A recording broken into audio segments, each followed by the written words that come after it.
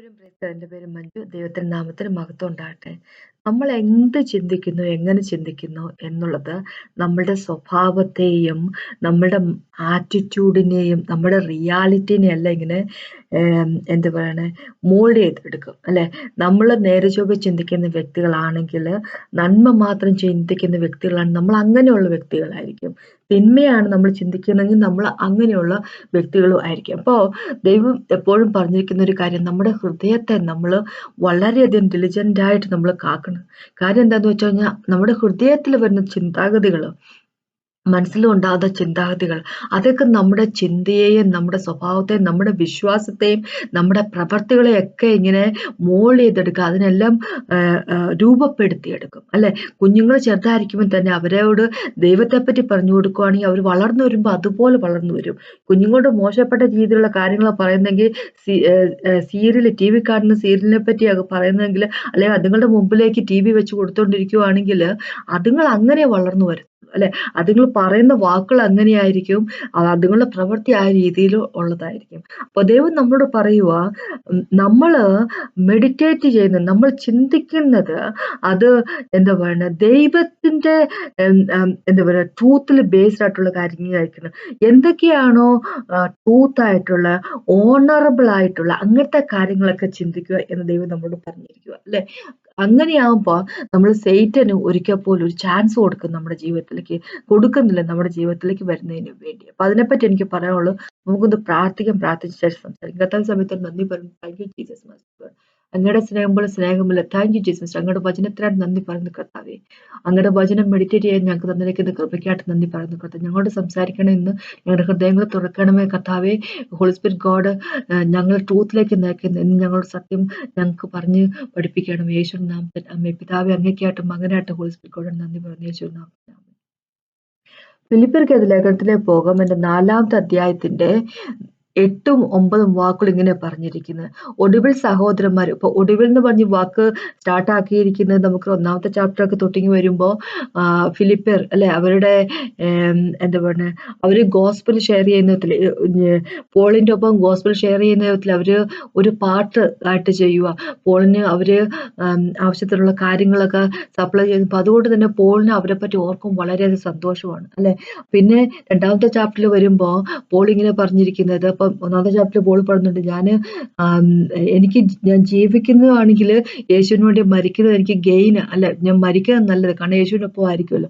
2-ാമത്തെ ചാപ്റ്ററിലേക്ക് വരുമ്പോൾ പോൾ ഇങ്ങനെ പറയുക, യേശു ഉണ്ടായിരുന്ന ആ ഒരു താഴ്മ അത് നമ്മളിലും ഉണ്ടായിരിക്കണം എന്ന് പറയും. യേശുവിലുണ്ടായിരുന്ന ആ മനസ്സ് അത് നമ്മളിലും ഉണ്ടായിരിക്കണം. മറ്റുള്ളവർക്ക് വേണ്ടിയാ യേശു ക്രിസ്തു ലോകത്തിലേക്ക് വന്നത്. അപ്പൊ നമ്മളും മറ്റുള്ളവരെ നമ്മളെക്കാൾ ബെറ്റർ ആയിട്ട് കാണണം എന്നൊക്കെ പറഞ്ഞു വരും. അപ്പൊ 3-ാമത്തെ ചാപ്റ്ററിലേക്ക് വരുമ്പോൾ പോൾ ഇങ്ങനെ പറയുക, ബോസ്റ്റ് ചെയ്യാനാണെങ്കിൽ, വലിയ വീമ്പ് പറയാനാണെങ്കിൽ പോളിന് ഒരുപാട് കാര്യങ്ങളുണ്ട് പറയാൻ അല്ലെ. ബെഞ്ചമിൻ ഗോത്രത്തിൽപ്പെട്ട ആള്, 8-ാമത്തെ ദിവസം എന്താ പറയാ സർക്കംസിഷൻ കൈക്കൊണ്ട ആള്, പിന്നെ ഇസ്രായേലിൽ പെട്ട ഒരാള്, ഭയങ്കര സീലായിരുന്നു, ഭയങ്കര ത്വരയായിരുന്നു ദൈവത്തിന് വേണ്ടി അല്ലെ. റോങ് ആയിട്ടുള്ളതായിരുന്നെങ്കിൽ പോലും അല്ലെ, പാരിസി ആയിരുന്നു. അപ്പോൾ ചർച്ചിനെ, ദൈവത്തിന്റെ മക്കളെ കൊന്നുകൊണ്ട് നടന്ന വ്യക്തിയാണ്. അപ്പൊ അങ്ങനെ ഒരു പറയാനായിട്ട് ഭയങ്കര അധികം കാര്യങ്ങൾ ഉണ്ടായിരുന്ന ഒരു വ്യക്തിയാണ് അല്ലെ. പക്ഷെ അതെല്ലാം യേശുവിനെ അറിയുന്നതിന് വേണ്ടിയും, യേശുവിനെ കണ്ടെത്തുന്നതിന് വേണ്ടി, യേശുവിലായിരിക്കുന്നതിന് വേണ്ടി എല്ലാം ഗാർബേജ് എന്നായിട്ട് എണ്ണി എന്നതിനെ പറ്റി പറയുന്നത്. അപ്പൊ പോൾ നമ്മളോട് പറയുക, നമ്മളും അങ്ങനെയുള്ള വ്യക്തികളായിരിക്കട്ടെ അല്ലെ. ഒന്നിനെയും തന്നെ ഇങ്ങനെ എനിക്ക് വേണം എന്ന് പറഞ്ഞിട്ടിരിക്കാതെ ദൈവത്തെ അറിയുന്ന, യേശുക്രിസ്തുവിനെ അറിയുന്ന വ്യക്തികളായിരിക്കട്ടെ എന്ന് നമ്മളോട് ഉപദേശിക്കുക പോൾ അല്ലെ. ഹോളി സ്പിരിറ്റ് കൊണ്ട് നമ്മളോട് സംസാരിക്കും. അതിനുശേഷം എല്ലാം പറയുക, ഒടുവിൽ സഹോദരന്മാര്, സത്യമായതും ഒക്കെയും ഘനമായതൊക്കെയും നീതിയായതൊക്കെയും നിർമ്മലമായതൊക്കെയും രമ്യമായതൊക്കെയും സൽകീർത്തിയായതൊക്കെയും സൽഗുണമോ പുകഴ്ചയോ അത് ഒക്കെയും ചിന്തിച്ചു കൊള്ളുവിൻ. അപ്പൊ നമ്മൾ എന്ത് ചിന്തിക്കുന്നു, നമ്മുടെ തോട്ട് അല്ലെ, നമ്മൾ എന്ത് ചിന്തിക്കുന്നു അതനുസരിച്ചിരിക്കും നമ്മൾ ഓരോ കാര്യം സംസാരിക്കുന്നത്. കാരണം നമ്മുടെ ഹൃദയത്തിന്റെ കവിഞ്ഞൊഴുക്കുന്നതിനാണ് വാക്കുകൾ വരുന്നത് അല്ലെ. നമ്മൾ നേരെ ചൊവ്വയുള്ള കാര്യങ്ങൾ ചിന്തിക്കുന്നതെങ്കിൽ, മറ്റുള്ളവരെ പറ്റി കുറ്റമല്ല പറയുന്നതെങ്കിൽ, വിചാരിക്കുന്നതെങ്കിൽ, കുറ്റം പറയത്തില്ല നമ്മുടെ വായിന്ന് അല്ലെ. നമ്മൾ മറ്റുള്ളവർക്ക് വേണ്ടി പ്രാർത്ഥിക്കുന്ന വ്യക്തിയാണെങ്കിൽ മറ്റുള്ളവരുടെ നന്മ കണ്ടെത്താൻ മാത്രമേ ശ്രമിക്കത്തുള്ളൂ. അല്ലാതെ നമ്മൾ മറ്റുള്ളവരുടെ കുറ്റം, ഗോസിപ്പ് പറയുന്ന വ്യക്തികളാണെങ്കിൽ, മനസ്സിൽ വിചാരിക്കുന്ന വ്യക്തിയാണ് വായിന്ന് വരുന്നതും അങ്ങനത്തുള്ള വാക്കുകൾ മാത്രമായിരിക്കും. ഇനി ആ വായിൽ നിന്ന് വരുന്നത് മാത്രം കൊണ്ട് കാര്യം, അവിടെ കൂടെ നിൽക്കുമായിരുന്നു എന്ത് മനോഹരമായിരുന്നല്ലോ. പക്ഷെ നമ്മൾ എന്താണ് ചിന്തിക്കുന്നത് അതുപോലെ നമ്മുടെ പ്രവൃത്തി അല്ലെ?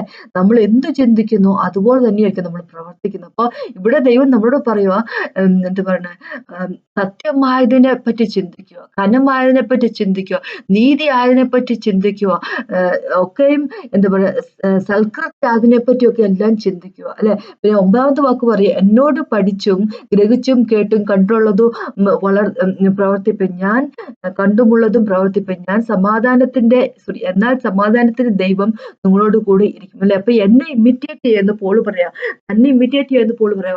1 കൊരിന്ത്യരിൽ അങ്ങനെ തന്നെ പോള് പറഞ്ഞിട്ടുണ്ട്, പോളിനെ ഇമിറ്റേറ്റ് ചെയ്യുമെന്ന് പറഞ്ഞിട്ടുണ്ട്. അപ്പൊ ഒന്ന് വിചാരിച്ചു, ഇപ്പോഴത്തെ പാസ്റ്റർമാരാരെങ്കിലും അങ്ങനെ ഒന്ന് പറയുവാടി, എന്നെ ഇമിറ്റേറ്റ് ചെയ്തു, ഞാൻ യേശുക്രിസ്തുവിനെ ഇമിറ്റേറ്റ് ചെയ്യുന്ന പോലെ എന്ന് പറയുമ്പോ, അത് നമ്മൾ മിക്കവാറും ഇമിറ്റേറ്റ് ചെയ്യാതിരിക്കാൻ നല്ലത്, അല്ലെ? ഇപ്പോഴത്തെ പാസ്റ്റർമാരെ ഇമിറ്റേറ്റ് ചെയ്യാതിരിക്കുക നല്ലത്. പാസ്റ്റർമാരോ ചർച്ചിലുള്ളവരെയൊക്കെ ഇമിറ്റേറ്റ് ചെയ്യും. കാരണം വെച്ചാല് മിക്കവാറും ആൾക്കാർ ദൈവത്തിലൊന്നുമല്ല, അനോയിന്റിങ്ങിൽ അങ്ങ് ഓപ്പറേറ്റ് ചെയ്യുന്നു എന്നല്ലാതെ, എന്താ പറയാ, ദൈവവുമായിട്ടുള്ള വലിയ ബന്ധത്തിൽ അങ്ങ് നിൽക്കുന്നവരാണ് ചില ആൾക്കാരെങ്കിലും നമുക്ക് പറയാൻ പറ്റത്തില്ല. അങ്ങനത്തുള്ള കാഴ്ചകൾ നമ്മളിപ്പോ കാണുന്നത്. അപ്പൊ പക്ഷെ പോളിന് അത് പറയാനുള്ള ധൈര്യം ഉണ്ടായിരുന്നു. ദൈവം അപ്രൂവ് ചെയ്ത് കൊടുക്കുകയും ചെയ്തു, അല്ലെ? അംഗീകരിക്കുകയും ചെയ്തു. അതുകൊണ്ടാണ് ഇവിടെ എഴുതി വെച്ചിരിക്കുന്നത്, എന്നോട് പഠിച്ചും ഗ്രഹിച്ചും കേട്ടും കണ്ടുമുള്ളത് പ്രവർത്തിപ്പിൻ എന്ന് പോൾ പറഞ്ഞിരിക്കുന്നത്. ഞാൻ എന്താണ് ചെയ്യുന്നത്? അല്ല, ഞാന് ചിന്തിക്കുന്നതല്ല സത്യമായിട്ടുള്ള കാര്യത്തെപ്പറ്റി മാത്രമാണ്, ഞാൻ നീതിയായിട്ടുള്ളതിനെ പറ്റി ചിന്തിക്കുന്നു, അല്ലെ? അപ്പൊ അതുകൊണ്ട് എന്റെ പ്രവൃത്തി അങ്ങനെയുള്ള പ്രവൃത്തികളാണ്. ഞാൻ മറ്റുള്ളവർക്ക് ഒരു ദ്രോഹവും ചെയ്യുന്നതിനെ പറ്റി വിചാരിക്കുന്ന പോലുമില്ല, ഞാൻ ആർക്കും ഒരു ദ്രോഹം പോലും ചെയ്യുന്നുമില്ല. അപ്പൊ ചിന്ത നമ്മളുടെ സ്വഭാവത്തെ അത് രൂപാന്തരപ്പെടുത്തുമെങ്കിൽ നേരെ ചൊവ്വയുള്ള കാര്യങ്ങൾ ചിന്തിക്കാൻ പറയാം. അപ്പൊ ഈ ലോകത്തുള്ള കാര്യങ്ങളൊക്കെ നമുക്കറിയാം, എന്താ പറയുക, ലോകത്തുള്ള കാര്യങ്ങൾ നമ്മൾ മനസ്സിലേക്ക് കയറുമ്പോ അത് നല്ലതിനായിട്ട് ഒരിക്കൽ പോലും വരത്തില്ല. പിശാച് അവൻ ഈ ലോകത്തെ ഭരിച്ചുകൊണ്ടിരിക്കുകയാണ്. പല രീതിയിൽ പല പല രൂപത്തിൽ അവൻ മനുഷ്യന്റെ മനസ്സിലേക്ക് ചിന്തകൾ കൊണ്ടുവരിക ചെയ്യുന്നില്ലേ? ന്യൂസ് മീഡിയ ആയിട്ടും സോഷ്യൽ മീഡിയ, ഇപ്പൊ യൂട്യൂബ്, ഫേസ്ബുക്ക്, ടിക്ടോക്കും, പിന്നെ എന്താ പറയുക, ഇൻസ്റ്റാഗ്രാം, അങ്ങനെ അതൊന്നും ഇല്ലാത്ത, വാട്സാപ്പ് അങ്ങനൊന്നും ഇല്ലാത്ത വ്യക്തികൾ കുറവാ, അല്ലെ? എല്ലാവർക്കും ഉണ്ട്. അപ്പൊ അതുവഴിയെല്ലാം സൈറ്റൻ അവന്റേതായിട്ടുള്ള ഐഡിയാസ് നമ്മുടെ ഉള്ളിലേക്ക് എപ്പോഴും കയറ്റി വിട്ടുകൊണ്ടിരിക്കുക. ഇവിടെ ദൈവം പറഞ്ഞിരിക്കുന്നത് നമ്മളോട്, അതിനെ ഒന്ന് തടുക്കണമെങ്കിൽ, അല്ലെ, നമ്മൾ എഫേസ്യരുടെ ലേഖനത്തിലേക്ക് പോകുമ്പോ ദൈവം ഇങ്ങനെ പറഞ്ഞിരിക്കുന്ന, പിശാച് 4ാമത്തെ ചാപ്റ്റർ ഇങ്ങനെ പറഞ്ഞിരിക്കുന്നത്, പിശാചിന് ഒരു ഫുഡ് ഹോള് ഉള്ള സ്ഥലം കൊടുക്കരുത്. എന്ന് വെച്ച് കഴിഞ്ഞാല് അവനൊന്ന് ഒരു എൻട്രി പോയിന്റ് നമ്മൾ ഒരിക്കൽ പോലും കൊടുക്കരുത്. സൂചി കുത്താൻ ഒരു സ്ഥലം കൊടുത്തുവന്ന് തൂമ്പ കയറ്റുന്ന വ്യക്തിയാ സൈറ്റൻ, അല്ലെ? ഇവൻ ഈ ലോകത്തുള്ള സകല കാര്യങ്ങളെയും എന്താ പറയാ നിയന്ത്രിച്ചുകൊണ്ടിരിക്കും. അപ്പൊ നമുക്കറിയാം, ഇപ്പൊ അമേരിക്കയിൽ ഈ അടുത്തിടയ്ക്ക് നടന്ന ആ കൊലപാതകം, ചാർലി കർക്ക് എന്ന് പറഞ്ഞ ആളെ കൊലപാതകം ചെയ്തത്, 22 വയസ്സുള്ള ഒരുത്തന്. ചാർലി കർക്കിന്റെ വീഡിയോ നമ്മളൊക്കെ എടുത്ത് നോക്കുമ്പോ അദ്ദേഹം പറഞ്ഞു മൊത്തം ദൈവത്തെ പറ്റിയാ പറഞ്ഞിരിക്കുന്നത്. പക്ഷെ ന്യൂസ് മീഡിയയിലൊന്നും അതല്ല വരുന്നത്, അല്ലെ? ചാർലിക്കർക്ക് മഹാമോശപ്പെട്ട വ്യക്തി എന്നുള്ള രീതിയിലാണ് വരുന്നത്. കേരളത്തിൽ അങ്ങനെ ഒരുപാട് ആൾക്കാര് ചാർലിക്കർക്കിനെ പറ്റി അങ്ങനെ തന്നെ വിചാരിക്കും, മഹാമോശപ്പെട്ട വ്യക്തി, അദ്ദേഹം വെറുപ്പ്, എന്താ പറയാ, എല്ലായിടത്തും പകർത്തിക്കൊണ്ട് നടന്ന വ്യക്തി, സ്പ്രെഡ് ചെയ്തുകൊണ്ട് നടന്ന ഒരു വ്യക്തി എന്നുള്ള പറഞ്ഞ് വെക്കുന്നത്. ന്യൂസ് മീഡിയ എല്ലാം, അമേരിക്കൻ ന്യൂസ് മീഡിയ ഒക്കെ എടുത്താൽ അങ്ങനെ തന്നെയാണ് വരുന്നത്. പക്ഷെ നമ്മൾ അദ്ദേഹത്തിന്റെ യൂട്യൂബ് വീഡിയോ ഒക്കെ എടുത്ത് നോക്കുവാണെങ്കിൽ കാണാം, അത് അങ്ങനെ ഒരു വെറുപ്പിനെ പറ്റി ഒരു കാര്യം, അങ്ങനത്തെ വെറുക്കേണ്ടതായിട്ട് ഒരു കാര്യം പറയുന്നില്ല. അദ്ദേഹം പറയുന്ന മൊത്തം യേശുക്രിസ്തുവിനെ പറ്റിയാണ്, അല്ലെ? അപ്പൊ യേശുവിനെ ലോകം വെറുത്തിരിക്കുന്നു. അപ്പൊ യേശുവിനെ ഫോളോ ചെയ്യുന്നതിന് ലോകം വെറുക്കത്തില്ല, അല്ലെ? അപ്പൊ പിശാചിന് ദൈവത്തെ, യേശുക്രിസ്തുവിന് വെറുപ്പാണ്, അല്ലെ? അപ്പൊ ആ വെറുപ്പ് മനുഷ്യരുടെ മനസ്സിലേക്ക് അവനിങ്ങനെ കുത്തി കയറ്റിക്കൊണ്ടിരിക്കും, അല്ലെ? ആ വെറുപ്പ് വെച്ചിട്ടാണ് ആൾക്കാർ സോഷ്യൽ മീഡിയയിൽ എഴുതുന്നതും, അവരുടെ അഭിപ്രായങ്ങൾ എഴുതി വെക്കുന്ന, ടിക്ടോക്കിലും യൂട്യൂബിലും എല്ലാം വീഡിയോ ഉണ്ടാക്കുന്നതൊക്കെ അവരുടെ ഉള്ളില് യേശുവിനോടുള്ള വെറുപ്പ് വെച്ചിട്ട്. അതിപ്പോ നമ്മുടെ ഉള്ളില് നമുക്ക് സത്യം എന്ന് അറിയത്തില്ലെങ്കിൽ അപ്പൊ എന്ത് പറ്റുമെന്ന് വെച്ചാൽ അതെല്ലാം നമ്മൾ മനസ്സിലേക്ക് ഏറ്റവും നമ്മൾ നെഗറ്റീവ് ആയിട്ട് ചിന്തിക്കും, നമ്മുടെ ജീവിതം ഒരു മാതിരി പരുവത്തിലായി പോവുകയും ചെയ്യും. അപ്പൊ അതുകൊണ്ടാണ് ദൈവം ഇവിടെ പറഞ്ഞിരിക്കുന്നത്, സത്യമായതൊക്കെയും ചിന്തിക്കുക, ഘനമായതൊക്കെയും ചിന്തിക്കുക, നീതിയായതൊക്കെയും ചിന്തിക്കുക. ഇനി എന്താണ് സത്യമായതും ഘനമായതും നീതിയായതും എന്താ പറയാ രമ്യമായതും സൽകീർത്തിയായതും എന്നൊക്കെ പറയുമ്പോ എന്താണ് ആ കാര്യങ്ങളൊക്കെ, അല്ലെ? നമുക്കറിയാം സത്യമായതെന്ന് പറഞ്ഞാൽ യേശുക്രിസ്തുവാണ് സത്യം, ദൈവത്തിന്റെ വചനമാണ് സത്യം, അല്ലെ?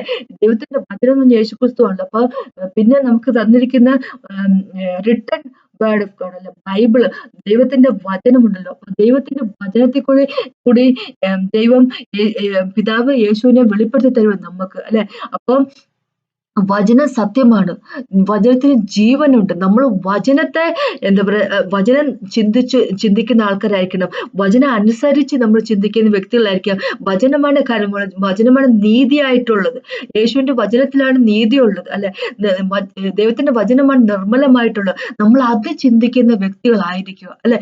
നമ്മളുടെ ചിന്താഗതി ചിന്താഗതി അങ്ങനെയാകുമ്പോൾ വചനത്തിൽ ബേസ്ഡ് ആയിട്ടുള്ളതായിരിക്കുമ്പോ നമ്മുടെ ഐഡന്റിറ്റി തന്നെ അങ്ങനെയായിരിക്കും അല്ലെ. വചനത്തിൽ ദൈവം എന്ത് പറയുന്നു അതനുസരിച്ചായിരിക്കും. പ്രേസ് നമ്മുടെ മനസ്സിൽ വളർന്നുകൊണ്ടിരിക്കും അല്ലെ. ദൈവത്തോടുള്ള സ്നേഹം വളർന്നുകൊണ്ടിരിക്കും. അപ്പൊ നമ്മുടെ തന്നെ ആറ്റിറ്റ്യൂഡ് മാറും, നമ്മുടെ പേഴ്സണാലിറ്റി മാറും, നമ്മൾ ചെയ്യുന്ന കാര്യങ്ങൾ മാറും. നമ്മൾ മറ്റുള്ളവരോട് ദേഷ്യപ്പെട്ട് സംസാരിക്കേണ്ടി വരുന്ന സ്ഥലത്ത് പോലും നമ്മൾ എന്നാലും ഓക്കെ അവരോട് പൊറുക്കാനുള്ള ഒരു മൈൻഡ് സെറ്റ് നമുക്ക് ഉണ്ടാകും. വചനം നമ്മുടെ ഉള്ളിൽ നിറഞ്ഞ് തീ കവിയുമ്പോ നമുക്കറിയാം കൊളോഷ്യക്കാരത്തെ ലേഖനത്തിൽ 3-ാമത്തെ ചാപ്റ്ററിലേക്ക് പോകുമ്പോ അങ്ങനെ പറഞ്ഞിരിക്കുന്നത് അല്ലെ. 3:14-16 വരെ വായിക്കുമ്പോൾ ദൈവം ഇങ്ങനെ പറഞ്ഞിരിക്കുന്നത്, എല്ലാത്തിനും മീതെ സമ്പൂർണ്ണതയുടെ ബന്ധമായി സ്നേഹം ധരിക്കും അല്ലെ. ക്രിസ്തുവിന്റെ സമാധാനം നിങ്ങളുടെ ഹൃദയത്തിൽ വാഴട്ടെ. ദൈവം തന്നിരിക്കുന്ന സമാധാനം നമ്മുടെ ഹൃദയത്തിൽ വാഴട്ടെ. പിന്നെ 16-ാമത്തെ വാക്കിൽ പറയുക, ദൈവത്തിന്റെ ക്രിസ്തുവിന്റെ വചന ഐശ്വര്യമായ സകല ജ്ഞാനത്തോടു കൂടെ നമ്മുടെ ഉള്ളിൽ വസിക്കട്ടെ. അപ്പൊ നമ്മുടെ ഉള്ളില് നിറച്ചും അല്ലെ റിച്ച്ലി ഫില്ലേറ്റ് എന്ന് ഇംഗ്ലീഷ് ബൈബിൾ എഴുതി വെച്ചിട്ടുണ്ട്. ദൈവത്തിന്റെ വചനം നമ്മുടെ ഉള്ളിൽ റിച്ച്ലി ഫില്ലായിരിക്കട്ടെ. അപ്പൊ എന്ന് വെക്കുമ്പോ ആ വചനം നമുക്കൊരു ഒരു ഷീൽഡ് പോലെ ഒരു മറ പോലെ നിൽക്കും അല്ലെ. പിശാച് അവന്റെ ഒളിയമ്പുകൾ അയച്ചുകൊണ്ടിരിക്കുക. 91-ാമത്തെ സങ്കീർത്തനത്തിൽ അതാ പറഞ്ഞ പകൽ പറക്കുന്ന അസ്ത്രങ്ങൾ നമ്മൾ നേരെ എത്തത്തില്ല എന്ന് പറയുമ്പോൾ പകല് പറക്കുന്ന അസ്ത്രങ്ങളുണ്ട്. പിശാച് കൊണ്ടുവരുന്ന ചിന്താഗതികൾ അല്ല, പിശാച് ഡയറക്റ്റ് ആയിട്ട് ചിന്താഗതി നമ്മുടെ മനസ്സിലേക്ക് കൊണ്ടുവരത്തില്ല. ഓരോ കാര്യങ്ങളും നേരത്തെ പറഞ്ഞ ന്യൂസും അതും ഇതും ഒക്കെ ആയിട്ട്. ഇനി ഒരു കാര്യമുണ്ട്, അവന് പിശാച് ഒരിക്കൽ പോലും കള്ളത്തരം ഡയറക്റ്റ് ആയിട്ട് പറയത്തില്ല അല്ലെ. അത് ഒരു കാര്യം നമ്മൾ എന്നും മനസ്സിലാക്കി വെക്കുക. ഒരിക്കൽ പോലും പിശാച് കള്ളത്തരം ഡയറക്റ്റ് ആയിട്ട് പറയത്തില്ല. അവൻ വളരെയധികം കപടബുദ്ധിയുള്ളവനാണ്. അവൻ കള്ളത്തരം നമ്മുടെ മുമ്പിലേക്ക് കൊണ്ടുവരുവാണെങ്കിൽ നമുക്കത് മനസ്സിലാവും കള്ളത്തരമാണെന്ന് അല്ലെ. ഒരാൾ നമ്മളോട് കള്ളം പറയും, നമുക്കറിയാം അല്ലെ കള്ളത്തരമാണെന്നുള്ള കാര്യം. അതെങ്ങനെ നമുക്കറിയാവുന്ന സത്യം നമുക്ക് അറിയാമെങ്കിൽ അല്ലെ.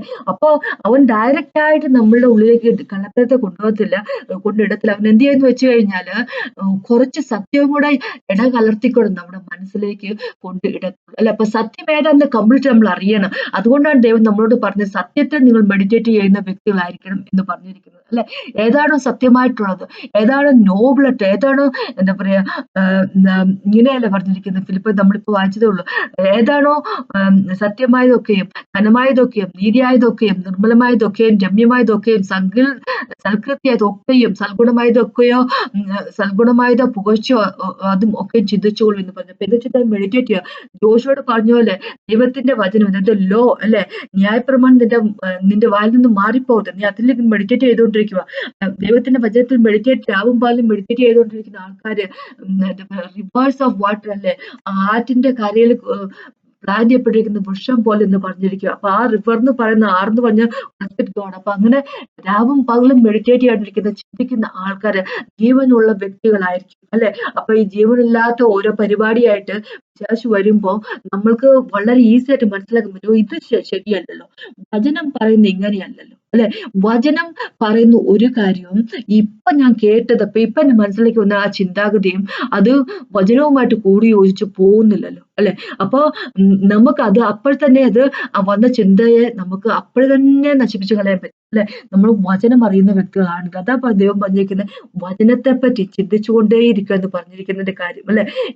പിന്നെ 9-ാമത്തെ വാക്ക്, എന്നോട് പഠിച്ചും ഗ്രഹിച്ചും കേട്ടും കണ്ടുമുള്ള പ്രവർത്തി സമാധാനത്തെ ദൈവം നിങ്ങളുടെ കൂടെ ഇരിക്കുക. അപ്പൊ പോള് ദൈവത്തെ യേശു ക്രിസ്തുവിനെ കംപ്ലീറ്റ് ആയിട്ട് ഫോളോ ചെയ്തൊരു വ്യക്തി. പോള് പറയാം, ഞാൻ ചെയ്യുന്ന പോലെ നിങ്ങൾ ചെയ്യുക. ഞാൻ പഠിപ്പിച്ചത് എന്താ പറയാ പഠിപ്പിച്ചത് എന്നോട് പഠിച്ചും ഗ്രഹിച്ചും കേട്ടും കണ്ടുമുള്ളതല്ല. ഞാൻ ചെയ്യുന്നത് കണ്ടും ഞാൻ പറയുന്നത് നിങ്ങൾ കേട്ടും ഗ്രഹിച്ചും നിങ്ങളത് എന്താ പറയണേ അത് എന്നെ അനുകരിക്കും അല്ലെ. അപ്പൊ അങ്ങനെയാകുമ്പോ ദൈവത്തിന്റെ എന്താ സമാധാനത്തിൽ ദൈവം നിങ്ങളുടെ കൂടെ ഇരിക്കും എന്ന് പറഞ്ഞു. സമാധാനത്തിന്റെ ദൈവം യേശു ക്രിസ്തു. യേശുവിനെ പറഞ്ഞിട്ടുണ്ട് യേശുവിന്റെ സമാധാനം നമുക്ക് തന്നിട്ട് പോകുന്നു. ഈ ലോകം തരുന്ന പോലത്തെ സമാധാനമില്ല, ദൈവത്തിന്റെ സമാധാനം നമുക്ക് തരുന്നു എന്ന് പറഞ്ഞിരിക്കുക. അപ്പോ സൈറ്റൻ നമ്മുടെ ചിന്താഗതികളെ ഒന്ന് വിചാരിച്ചു നോക്ക്. ഈ സമൂഹത്തിലേക്ക് ഇപ്പൊ നോക്കുവാണ്, കുഞ്ഞുങ്ങള് വളർന്നു വരുന്ന കുഞ്ഞുങ്ങളുടെ ചിന്താഗതികൾ നമ്മളൊക്കെ വളർന്നു വരുന്ന സമയത്തുണ്ടായിരുന്ന പോലത്തെ ചിന്താഗതികളല്ല ഇന്നത്തേത് അല്ലെ. അവര് കൊല്ലുന്നതിനൊന്നും ഒരു ബുദ്ധിമുട്ടുമില്ല. മാതാപിതാക്കളെ തലക്കടിച്ചു കൊല്ലുന്ന ഒരു കാലം ഇത് അല്ലെ. അവർക്ക് ഇഷ്ടപ്പെടാത്ത രീതിയിലുള്ള കാര്യങ്ങളാണ്, അവരുടെ അഭിപ്രായവുമായിട്ട് യോജിച്ചു പോകാത്ത തരത്തിലുള്ള അഭിപ്രായമാണ് പറയുന്നതെങ്കിൽ എന്താ പറഞ്ഞ അവര് ഷൂട്ട് ചെയ്ത് കൊല്ലുന്ന തരത്തിലുള്ള കാര്യങ്ങള് സമയമൊക്കെ വരുന്നത്. കാര്യം എന്താന്ന് വെച്ച് കഴിഞ്ഞാൽ അവരുടെ ചിന്തയെ പിശാച് പല രീതിയിൽ ടിക്ടോക്ക് വഴിയും ഫേസ്ബുക്ക് വഴി അങ്ങനെ ന്യൂസ് മീഡിയ വഴി യൂട്യൂബ് വഴി എല്ലാം വളരെയധികം ക്യാപ്ചർ ചെയ്ത് വെച്ചിരിക്കുകയാണ്. അപ്പൊ അതിലൊന്നും ചെന്ന് പെടാതിരിക്കണമെങ്കിൽ നമ്മളും മെഡിറ്റേറ്റ്, നമ്മൾ ചിന്തിക്കുന്നത് സൗമ്യമായതും സത്യമായതും ഘനമായതും സൽകൃത്യമുള്ളതുമായ കാര്യങ്ങളായിരിക്കും എന്ന് വെച്ചാൽ ദൈവത്തിന്റെ വചനമായിരിക്കണം എന്നല്ലേ. ദൈവത്തിന്റെ വചനം പറയാൻ വേറെ ഒന്നുമില്ല. സൽകൃത്യമായിട്ടുള്ളത്, സത്യമായിട്ടുള്ളത്, നീതിയായിട്ടുള്ളത് ഒന്നും ദൈവത്തിന്റെ വചനമല്ലാതെ വേറെ ഒരു കാര്യവുമില്ല. അപ്പൊ ദൈവത്തിന്റെ വചനം, ശരിക്കുള്ള വചനം പറഞ്ഞ യേശുക്രിസ്തു. അപ്പൊ യേശുക്രിസ്തുവിനെ പറ്റി ധ്യാനിച്ചുകൊണ്ടിരിക്കുക, ചിന്തിച്ചുകൊണ്ടിരിക്കുക എന്നാ പറഞ്ഞിരിക്കുന്നത്. അപ്പൊ നമ്മൾ വചനം ചിന്തിക്കുമ്പോൾ വചനത്തിന് എഗെയിൻസ്റ്റ് ആയിട്ട് വരുന്ന, എതിരായിട്ട് വരുന്ന കാര്യങ്ങൾ അല്ലെ നമുക്കറിയാൻ പറ്റും, ഈസി ആയിട്ട് അറിയാൻ പറ്റും. നമ്മുടെ മനസ്സിൽ ഒരു ഷീൽഡായിട്ട്, ഒരു എന്താ പറയുക, ഒരു മറ പോലെ, ഒരു എന്താ പറയുക, ഒരു പരിച പോലെ ദൈവത്തിന്റെ വചനം നിൽക്കും. അപ്പൊ പിശാചിന്റെ ഒരു വർക്കിനും നമ്മുടെ അടുത്തേക്ക് വരാൻ സാധിക്കത്തില്ല. അപ്പൊ അതിനെപ്പറ്റിയാണ് എനിക്ക് പറയാനുള്ളത്. അപ്പൊ നമ്മള് എന്താ പറയാ, നമ്മളുടെ ചിന്തകളെ നമ്മൾ നേരെ ചൊവ്വെ ചിന്തിച്ചില്ലെങ്കിൽ നമ്മള് ദൈവത്തിലുള്ള വിശ്വാസം അത് ശരിയായിട്ടുള്ള വിശ്വാസമായിരിക്കത്തില്ല. എന്റെ ദൈവം അല്ലെ, നമ്മൾ ഇങ്ങനെ വിചാരിക്കുവാണ്, എന്റെ ദൈവത്തിന് എന്റെ അസുഖത്തെ എന്താ പറയുക കംപ്ലീറ്റ് ആയിട്ട് അത് സുഖപ്പെടുത്തി തരാനുള്ള കഴിവുണ്ട് എന്ന് നമ്മൾ ഉറച്ചങ്ങ് വിശ്വസിക്കണം. ദൈവം അത് തന്നെ ചെയ്യുക തന്നെ ചെയ്യും. കാരണം അവിടെ നമ്മുടെ ചിന്ത നമ്മുടെ വിശ്വാസമായിട്ട് വരും അല്ലെ. എന്റെ ദൈവം എന്നെ അനുഗ്രഹിക്കും, എന്നെ ഫൈനാൻഷ്യലി അനുഗ്രഹിക്കും, എന്റെ കുഞ്ഞുങ്ങളുടെ കല്യാണം എന്റെ ദൈവം നടത്തി തരും കൃത്യസമയത്ത് തന്നെ. ആ ഒരു ചിന്താഗതി നമ്മുടെ മനസ്സിലേക്ക് വന്നിട്ട് പിന്നെ അതൊരു വിശ്വാസമായിട്ട് വളർന്നു കഴിയുമ്പോൾ ദൈവം അതിനൊരു മാർഗം ഉണ്ടാക്കി തരുക തന്നെ ചെയ്യും. അങ്ങനെയല്ല ഇങ്ങനെ വിചാരിക്കുന്നത്, എന്റെ ഈ രോഗം പോകാൻ പോകുന്നില്ല, ഇത് ഇങ്ങനെ തന്നെ ആയിരിക്കും അല്ലെ, ഇത് ഇങ്ങനെ തന്നെ ആയിരിക്കും. എന്താ നാട്ടിലുള്ള എത്രയോ പേര് ഇങ്ങനത്തെ അസുഖം വന്ന് മരിച്ചു പോയിരിക്കുന്നത്, ഞാനും ഇങ്ങനെ തന്നെയായിരിക്കും, പ്രാർത്ഥിച്ചിട്ടൊന്നും ഒരു കാര്യമില്ല, അങ്ങനെയൊക്കെ ഒരു ചിന്താഗതിയാണെങ്കിൽ അങ്ങനെ തന്നെയായിരിക്കും നമ്മുടെ ജീവിതം അല്ലെ. സൈറ്റനാണെങ്കിൽ അതിന് വളം വെച്ച് തരുകയും ചെയ്യും അല്ലെ. അപ്പൊ ദൈവത്തിനെതിരായിട്ട്, ദൈവം ആരെന്നുള്ളതിനെതിരായിട്ട് നിൽക്കുന്നതിന് വേണ്ടി സൈറ്റൻ സകല വിധത്തിലുള്ള കാര്യങ്ങൾ ചെയ്തു തരുകയും ചെയ്യും. അപ്പൊ അങ്ങനെയുള്ള വ്യക്തികളാകാതിരിക്കുക അല്ലെ. ദൈവത്തിന്റെ വചനത്തിൽ എന്ത് പറയുന്നു അത് നമ്മൾ ചിന്തിക്കുക. ദൈവത്തിന്റെ വചനം ചിന്തിക്കുന്ന വ്യക്തികളായിരിക്കും എന്നാണ് ദൈവം പറഞ്ഞിരിക്കുന്നത് അല്ലെ. അതിനെപ്പറ്റിയാണ് എനിക്ക് പറയാനുള്ളത്. അപ്പൊ നമുക്കൊന്ന് പ്രാർത്ഥിക്കാം. സമയത്ത് നന്ദി പറയുന്നു കർത്താവേ. Thank you Jesus master. Praise and worship you master God. അങ്ങയുടെ വചനത്തിനായിട്ട് നന്ദി പിതാവേ. ഞങ്ങളോട് സംസാരിക്കാൻ നന്ദി പിതാവേ. വചനം ഈസി ആയിട്ട് വായിക്കാൻ ഞങ്ങളുടെ കയ്യിലുണ്ട്. അതിനായിട്ട് നന്ദി പിതാവേ. ഞങ്ങൾ വായിക്കുമ്പോൾ, ഞങ്ങൾ ചിന്തിക്കുമ്പോൾ കർത്താവ്, മെഡിറ്റേറ്റ് ചെയ്യുമ്പോൾ കർത്താവേ, അങ്ങ് ഞങ്ങളോട് സംസാരിക്കുന്നതിനായിട്ട് നന്ദി പറയുന്നു പിതാവേ. അങ്ങയുടെ വചനത്തിൽ ഉറച്ച് നിൽക്കുന്ന വ്യക്തികളായിരിക്കട്ടെ ഞങ്ങൾ. ഞങ്ങളുടെ മനസ്സിലേക്കോ ഞങ്ങളുടെ ജീവിതത്തിന്റെ പാതയിലേക്കോ പിശാച് കൊണ്ടുവരുന്ന ഒന്നിനെ തന്നെ അക്സെപ്റ്റ് ചെയ്യാതിരിക്കാനുള്ള ഒരു കൃപ ഞങ്ങൾക്ക് തരണമെന്ന് അപേക്ഷിക്കുന്നു. ഏതാണ് സത്യമെന്ന് ഏതാണ് സത്യമല്ലാത്തതെന്ന് മനസ്സിലാക്കാനുള്ള കൃപ ഞങ്ങൾക്ക് തരണമെന്ന് അപേക്ഷിക്കുന്നു. യേശു നാമത്തിൽ എന്നെ കേട്ടുകൊണ്ടിരിക്കുന്ന ഒരു വ്യക്തിയോട് പ്രാർത്ഥിക്കുന്നു, അനുഗ്രഹിക്കണം, അപേക്ഷിക്കുന്നു യേശു നാമത്തിൽ. ആമേൻ. ഇന്ന് കേട്ടതിന് തന്നെ ദൈവത്തിനാമത്തിൽ മഹത്വം ഉണ്ടാകട്ടെ.